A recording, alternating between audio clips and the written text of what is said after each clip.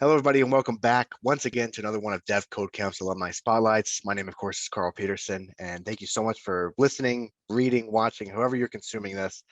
Thanks so much. I'm stoked you're here. Let's go ahead and get into this another exciting episode with a kind of I guess, an OG now. It's been a while, and we'll discuss how long it's been, but been in the market for a while now as a full-time developer, and I'm super stoked that he's here today with us. So enough of me amping you up. Let's go ahead and get this going. What is your name, and when did you attend devCodeCamp? Hey, I'm Marco Malacara, and I attended devCodeCamp in 2018. July was my start month. Cool. So a couple of years now, you've been working on the job. Like I said, we'll get into that a little bit more. What is your current job title, though? Current job title is senior lead developer, front end engineer, whichever one you want to choose there.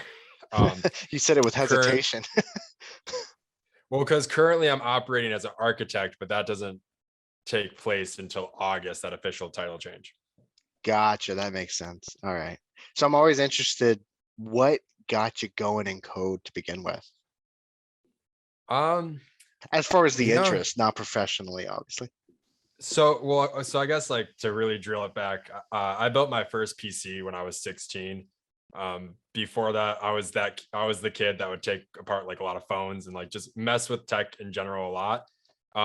So when I came across, you know, some landing pages that needed to be built for some events I was a part of, I decided to take a crack at it myself because I was kind of always just into that, like, how the hell do you work? How do I break you? How do I put you back together mentality? Um, and that's really what started the interest. Was originally just making landing pages that had no real functionality. It was very either site builder or HTML, CSS, very, very minimal. I mean, like things you could go copy paste from almost anywhere. None of this was like super custom yet, but I loved figuring it out and figuring out what like each item would do or affect the page in a certain way. That's great. You said you were 16 when you started that. So like what year around was that? In life. 2013, 2014. Cool. Gotcha. So only a handful of years later, you decided to dive a little bit deeper with Yeah, and devCodeCamp. I would say I didn't start branching into coding until I was maybe 19, 20. Up until then, it was mainly just tech. And then I had never even heard of coding or like software in that manner, or being able to write it, let alone download a software on my computer and build whatever I wanted, whenever I wanted. Sure. No, I think that's super cool, especially the part about like taking it apart and seeing if you can put it back together, see how it works. Some of the greatest names in history in modern day tech have done that. So that's super cool that you kind of went towards that direction naturally, and it led you here. So Yeah. so you attended, like we've mentioned multiple times, 2018. Since then, we've gone 100% online. But regardless, I think that students coming in still feel similar things, whether it's in person or 100% online. Can you recall what you were feeling or going through those first couple of weeks? Um, excitement. I think the major feeling was excitement, right? It's a big like life decision, and you're kind of changing. For some people, your entire career path. A lot of people that I know had already been through college and in a career and choosing to go to like a boot camp. For me, I was just managing a skate shop, having the time of my life, and really, what happened for me is the lack of structure in my life, and among other things, I was like, I really want to find a career in something that I can nourish and like put time into, that'll be rewarding, and like that will reward me. And not in the sense of like, oh, here's a 25% pay bump because you've been managing the store great. I wanted a ladder, something to be like, what's the next thing I should be aiming for? What should I be working towards? And that's really like kind of brought me down the path of finding a career. And then software and coding really led me towards the boot camp and just seeing what it was all about. And yeah, I think I kind of derailed from the question there. I apologize. No, I think you totally answered it exactly, exactly what I was looking for. So that's great. So I was looking a little bit into what your current company that you work for does, and it sounds like you guys do quite a bit of things all over the board. And I'm sure that falls back on you quite a bit as well on the development team. Is that accurate to say, or? Oh, I asked you a question right when you took a sip. Sorry. Yeah, sorry. I thought I was timing that right. Very accurate. I've like kind of expressed it before. There are a lot of routes you can take in tech. I think two of the like black and white glaring routes are going towards like a large corporation and working within their software and working on their stuff. And the other route is the creative agency route, which is what I took. And like you said, yeah, we here at Merge, which is the company I work for, we handle everything from medical to large marketing sites. I've worked with T-Mobile, I've worked with Verizon, I've worked with Blue Cross, United Healthcare. I mean, I've touched almost every industry you could touch in tech at this point, which is really cool. And yeah, it's kind of stressful on the devs, I will say so. You know, for a lot of people that might be watching this, you're probably starting out in your career and you don't have a bunch of libraries and different languages under your belt, let alone like a bunch of different frameworks and CMSs and you know, so I thought for a second, I was like, maybe I should elaborate on what CMS is because not everybody might know, but content management systems. When you start working with a creative agency, like right now, I juggle 3 to 4 clients. They all have different content management systems, all have different backends, all have different middlewares, which is, in my opinion, great because I'm constantly keeping all of those skills sharp. I'm not letting certain ones fall to the wayside, or like I'm not touching XYZ for 5 months because I don't have a project for it. I'm constantly working in it. And creative agencies, the like benefit of that ragtag feel that you get in a creative agency is the client comes to you and you get to pretty much have majority say of what's going to be used in it. You know, what technologies you're going to use to achieve this. For me, as somebody who's like constantly looking at the new stuff, constantly wanting to try it, it's great because I'm like, all right, let me make a dummy build with, you know, back in the day when Svelte came out, which was super cool for about a month and a half. When Svelte came out, I was able to throw it into a project that we built that basically took a JSON response and would build landing pages without us having to do anything. And that's what I see value in creative agency side is you do get much more creative control over what's happening. And you're not really being handed like the same copy paste or like punch in and clock out type tickets. It's very much every morning I wake up, I hop in a meeting and I have no idea what's about to hit the fan. And I love that personally for my own career. Yeah, sure. It sounds like you definitely thrive in that kind of environment, and also it makes sense that it's fun. You know, it's not mundane at all, and it definitely sounds like I said, you thrive. What's a typical challenge though or challenges that you find weaving in and out of so many different projects? Obviously, you know, as the developer, not anything outside of that scope. I'm sure there's a million other things you can answer. Yeah. I mean, as a developer, I will say that, you know, doing that, I've had fatigue hit way sooner. Usually the projects you're on, we try to stack them. So sprints are happening at alternate routes, but there's always that, you know, occasional week or 2 weeks where all 3 projects need to hit deadlines at the same exact time. So I'm going to be bopping in and out of all those along with all the meetings at the same time. However, you know, the counterpart to that is usually after that type of sprint, I have 2 weeks where I'm not doing anything for a project and I just get to hang out and get paychecks, which is super cool. The other thing too is like, you know, without getting into the gray zone of business, as far as the client knows, I don't work on anything else. So there's a lot on me as to how I plan my days, how I do my resourcing, especially leading teams, how, you know, pulling somebody for an entire day, if they might be on another thing, is that going to affect that client? Because you're right. The worst thing that can happen is we push a deadline. And honestly, you don't ever want to do that unless the client caused the deadline push. In any case scenario, the client has to cause it. Otherwise, you're going to figure it out. And I love, like, for me, once again, love that, but not for everybody.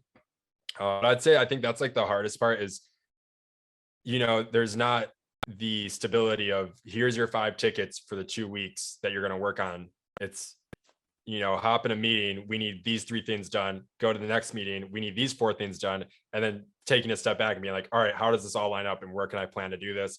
And, is there something that's going to have to get cut? And how do I go about explaining that it's going to get cut without, explaining that I work on other projects? Sure. Makes total sense.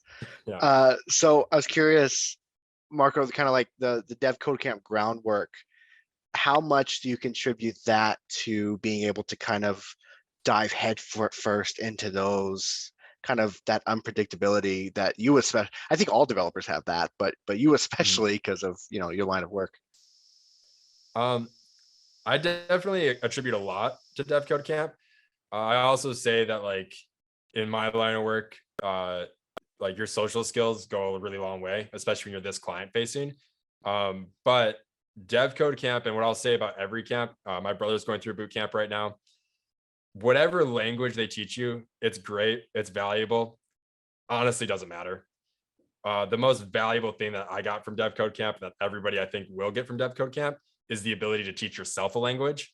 Because in tech, it's constantly going to be switching. There's some standards that stick, but I mean, in my 4 years, I've used probably over 10 different libraries and languages just to complete a task. And devCodeCamp really, what I loved about their structure, and I've noticed now talking to other people that have gone to other boot camps, it wasn't just this is how you do JavaScript, it's this is how you learn JavaScript.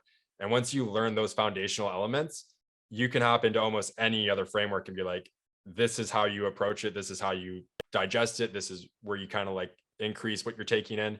And I think that's like incredibly valuable, not even just to my career, but to life in general, because it's really set up how, you don't need to take everything on in this huge lump sum that I think a lot of people mentally like do. It's like, no, where do you start? And like, how do you slowly garnish your way into getting to the core? And yeah, that's a really weird sentence, but No. I feel yeah. That's totally an awesome answer though, because I mean, a common theme that we have as a whole in everything we do is teaching people how to learn, right? yeah, Because that goes exactly. way, there's always going to be newer iterations of coding languages that you didn't learn in the coding boot camp. But if we teach you that core, teach Doesn't a man to matter. fish kind of thing, right? Exactly. And that's the big thing, because I have met people who went to boot camps where it was you were taught to fulfill like XYZ at a job, which is fine. You can get a career with that. Personally, though, I mean, I don't see you moving up the career ladder. And I've met people that have, struggled at a junior level for years. And a big part of that was, I wouldn't even say an inability, but like almost like a lack of confidence to take on new languages. And I think devCodeCamp really instilled in me that like no matter what the language is, you could learn it in a month if you wanted to. And I think that was really, really valuable.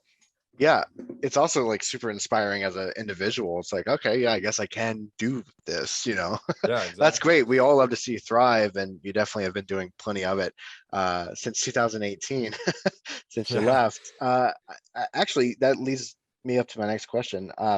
How much do you actually consider or contribute devCodeCamp to kind of that long-term success that you've had since 2018? Uh, I this know, is I like know, a, yeah, I know that's it's also like the answer you kind of just gave in yeah, a sense. it's also difficult because, or I don't want to scare anybody away, but the people that succeed in this industry definitely have a mentality that I don't think is instilled fully by devcode, but that devcode really helps mold and nourish. I would say that like it was a like very large like contributor to like more of my successes now and how I was able to tackle things, but it also um you really got to like enjoy it and want it. Uh, it goes hand in hand. Dev code can't hand you everything, but if you bring, that desire and that want to learn to the table, dev code will definitely take it and like shape it into something that's, you know, valuable and useful to your everyday life. I don't think that's going to scare anybody off. I think that's just the way it is, whether Yeah, we like it or not. That's how life it is. is. So, It, no, I think that's totally fair and good advice, Marco. So sometimes we hear students worried, like, how am I going to fit into this puzzle piece of a development team when I become a professional developer? Specifically, like, teams with these 4-year grads there's worry that I'm a boot camp student, I may not be an equal.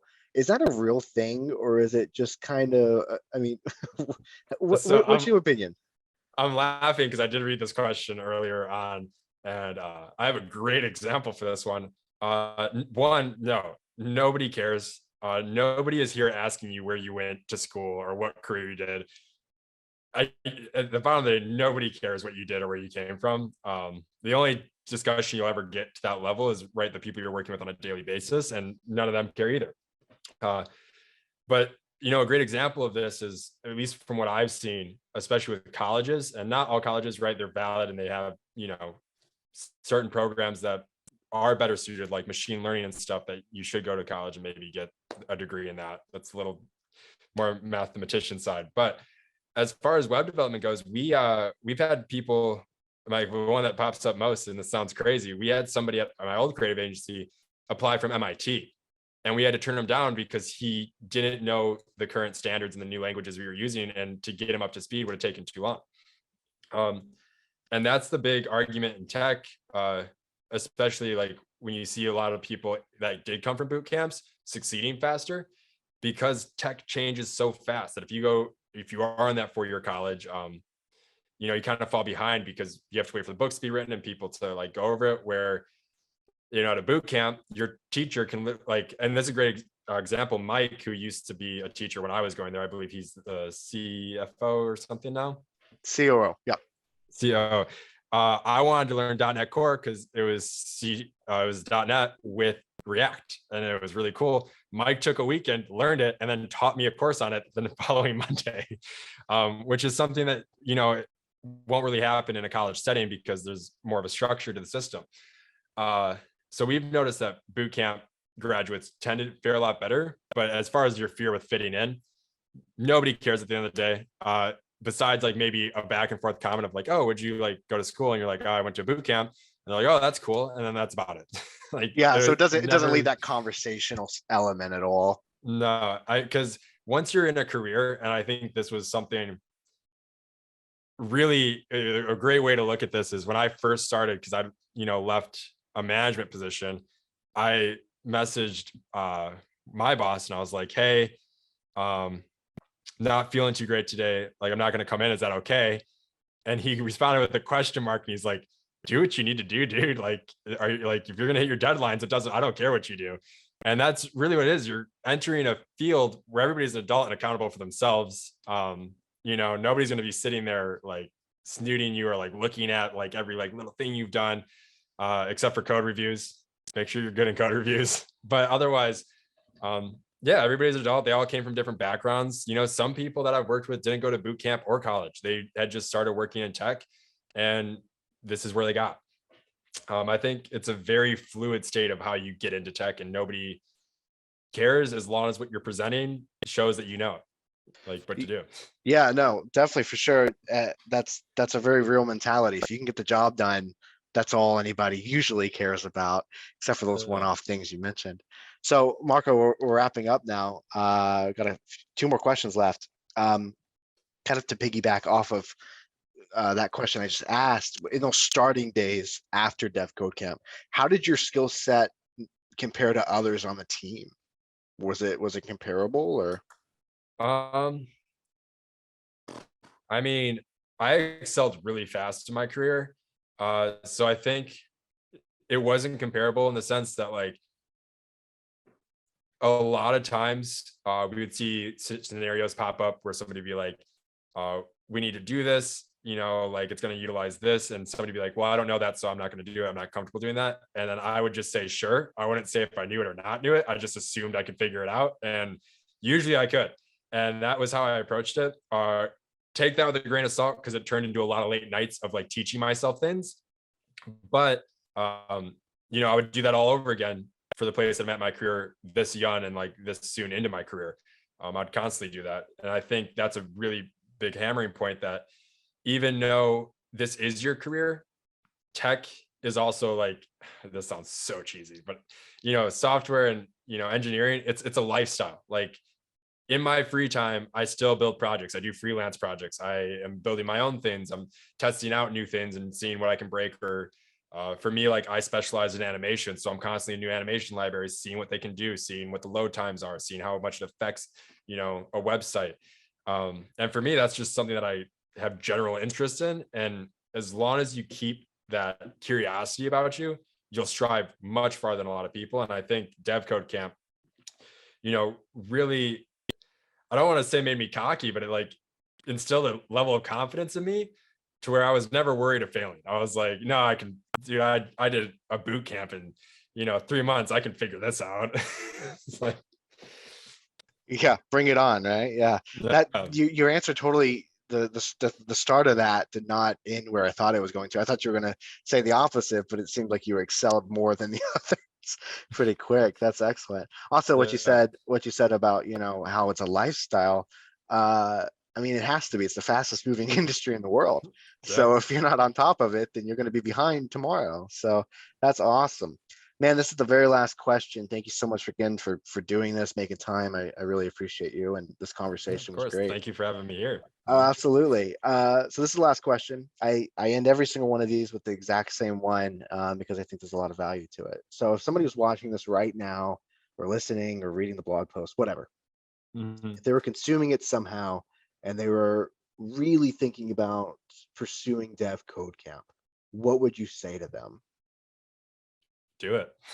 No, I mean, I can elaborate on that, but no, if you have these minor spark of interest, I would definitely do it. If you haven't already contacted devCodeCamp and asked questions that were on your mind, that would probably be where I'd start first instead of signing the check right away. But um, if you've looked at coding and you've looked at devCodeCamp and you've messed around with, say, Terminal, which is like very intro stuff, messed around with little CSS or HTML, and you're like, I enjoy this. I enjoy writing code. I enjoy the process of learning this. Uh, I would just say hammer it in and do it. It took me a long time to find something that I want to commit to. And like going to devCodeCamp, I would not be where I'm at. I wouldn't be living in Los Angeles. I wouldn't be like living a comfortable lifestyle. Probably still be living with my parents, maybe, who knows? But maybe not that drastic. But I think you should definitely just sign up and see where it takes you. Um, devCodeCamp's not going to let you fail as long as you keep showing up and you keep, wanting to do better and be better at what you do. They're going to help you. The only time that anybody in life won't help you is if you don't want to help yourself. So definitely recommend just biting the bullet.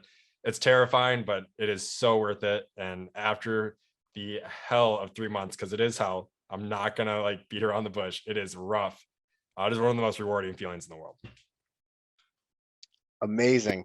I like the just do it. That's a good slogan. I wonder if that's used by anybody. Yeah, yeah, right. Marco, thank you so much. Again, I really enjoyed this conversation. I'm sure every single person will as well that watches it. So Awesome. thank Yeah, you thank so you for having much. me on. This was a bunch of fun.